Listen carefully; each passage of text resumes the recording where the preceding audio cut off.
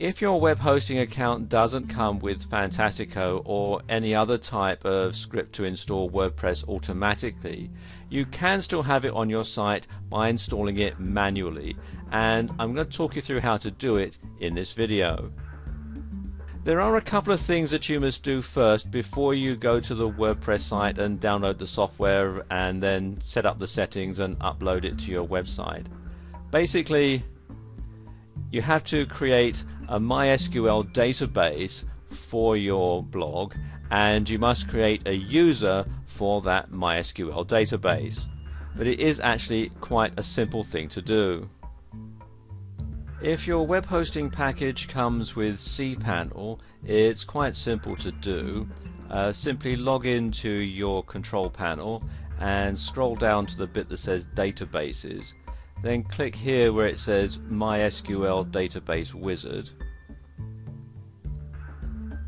Opens up this window, and then you need to give a new name to the database. The first part of the database will be set by your hosting company, so there'll be their name or your domain name and then a dash, and then you can enter your database.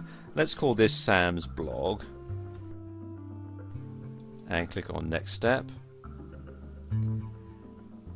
Then you need to create a username, and once again the username's prefix is going to be set by your hosting company. So let's call this Sam001. And then the password, you can enter your own password, or you can click here on password generator and it'll generate a password for you. You need to make a note of this because you'll need it later on when we set up the WordPress installation file. So let's just copy that onto the clipboard. I'm going to say I've copied the password to a safe place. Click on use password. And there we go. Now I just need to copy all this information into a notepad file so that I can make a note of it and use it later on. So let's just do that. Let's open up Notepad. That's Sam001. Okay, now to save that. And then when that's done, simply click here on Create User to create the account. If your web hosting package comes with the Extend control panel, then the process is a bit simpler. What you do is come down to where it says Web Tools, click here on MySQL Databases,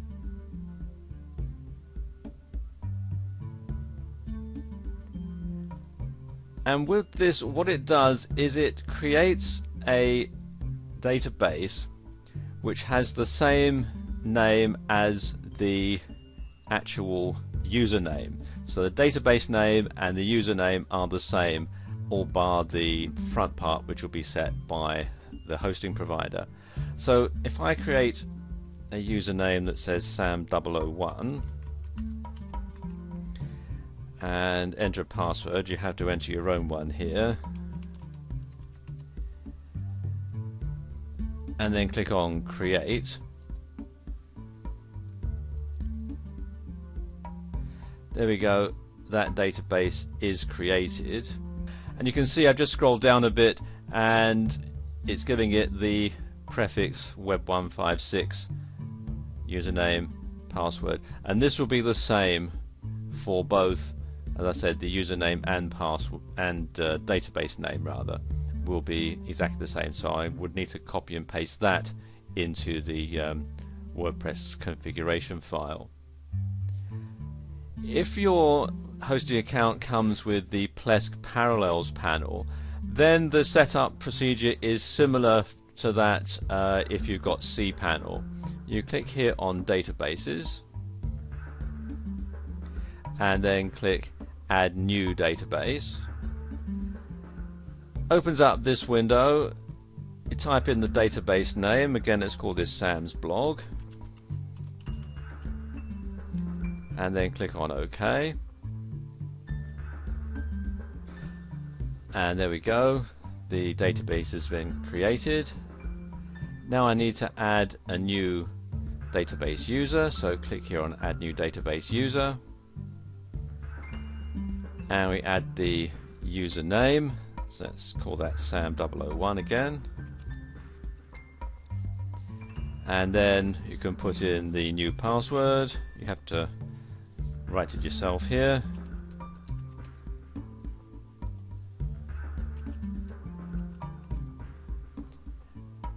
and then click on OK, and there you are. Now that's all set up. Okay, now your databases are set up. The next stage is to download the WordPress software to your computer's hard drive. So come here to this website, wordpress.org/download, and then click on the button that says download WordPress, and it will have the latest version. At the time that I'm recording this video, it's version 3.2.1, although it may be a later one by the time you come to watch it. So just simply click to download it to your hard drive. It's quite a large file. As you can see there, it's 3 megabytes, so it can take a while to download if you're on a slow connection. Just click there.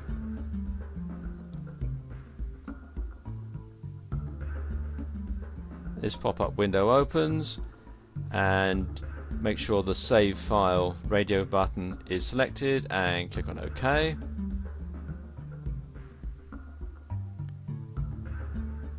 And you can see it's downloading now.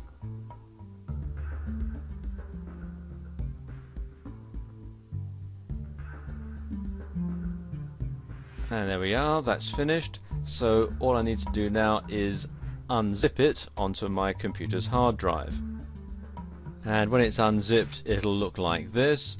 It'll yield a directory called WordPress with these subdirectories and all these PHP files. Okay, first thing you have to do to set this up is to rename this file here. This says wp-config-sample.php, and you want to rename that just wp-config.php. You want to drop the sample bit.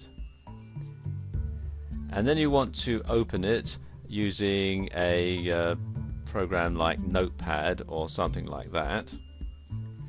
So just double click on that. I've got it associated to open up with Notepad. And you can see this is the PHP code for the file, the installation file. And you need to make a couple of changes. Most of the stuff here below here would not need to be changed, but you do need to change these settings here, the database name, username, password, and so on.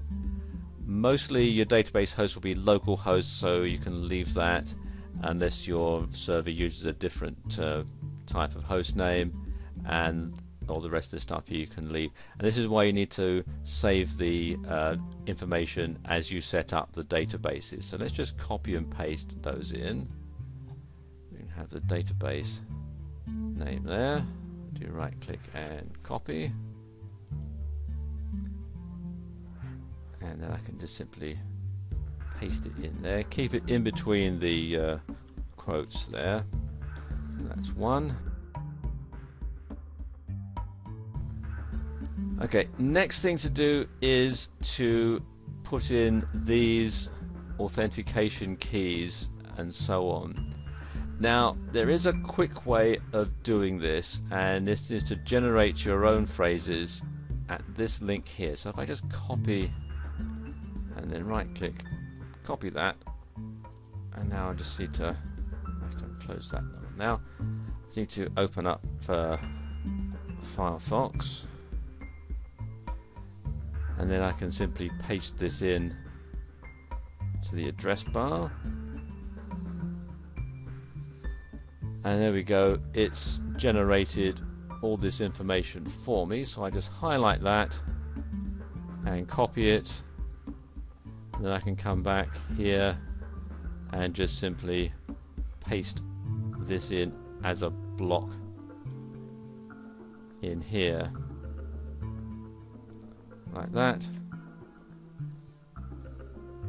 And there we go, that's all done. You don't need to change anything else at all.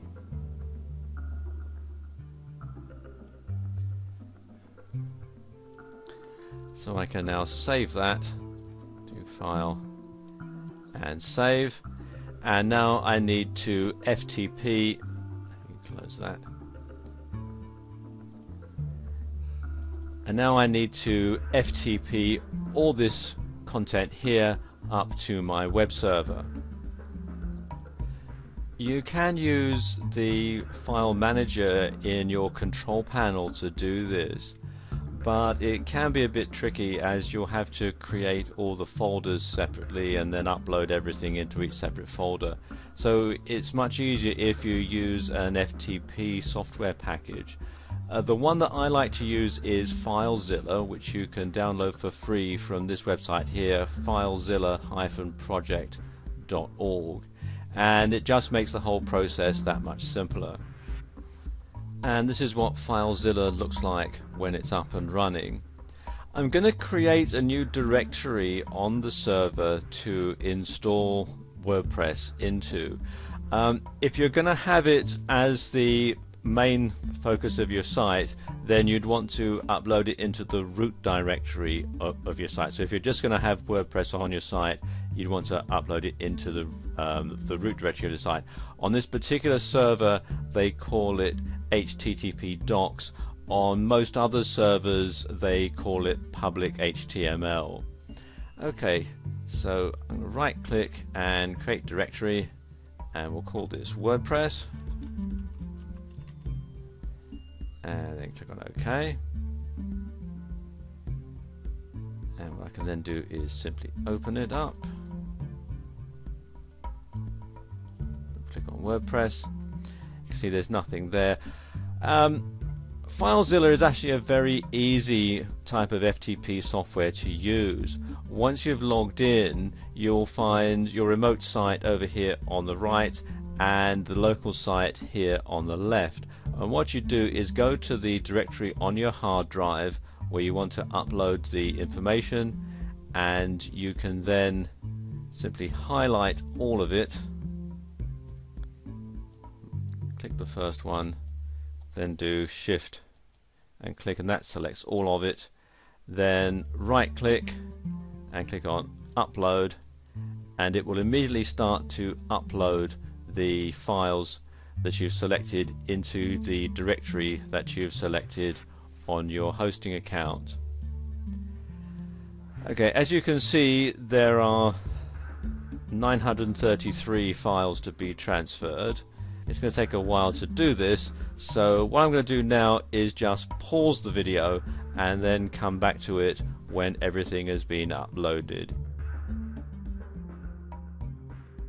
And there we go, everything's uploaded.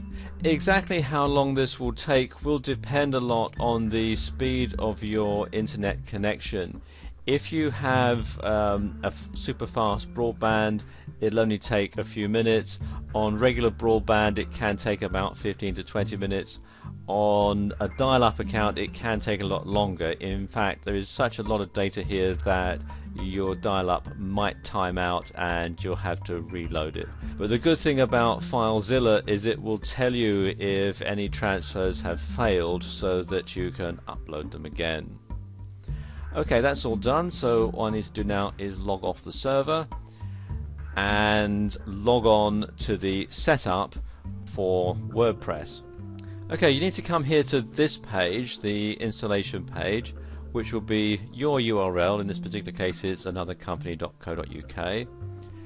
If you've got it installed in a subdirectory, like I have here, which is WordPress, you need to come to that and then wp-admin/install.php. If you're installing this in the root directory, of course, you wouldn't have the WordPress directory. You just go to your URL /wp-admin/install.php. Then you need to fill in this information here. You want the site title. Let's call this Sam's blog. Username, the default one is admin, and it's best to leave it at that. You can always add new ones later. You want the password, and then put it in again.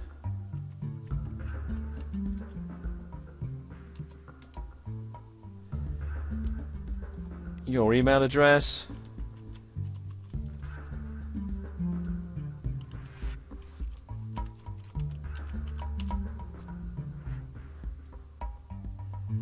and then you want to either check or uncheck this box here, allow my site to appear in search engines like Google and Technorati. Good idea to say yes, and then simply click on this button here, install WordPress, and there we go, WordPress has been installed. So I can click here on the login button, enter the username and password,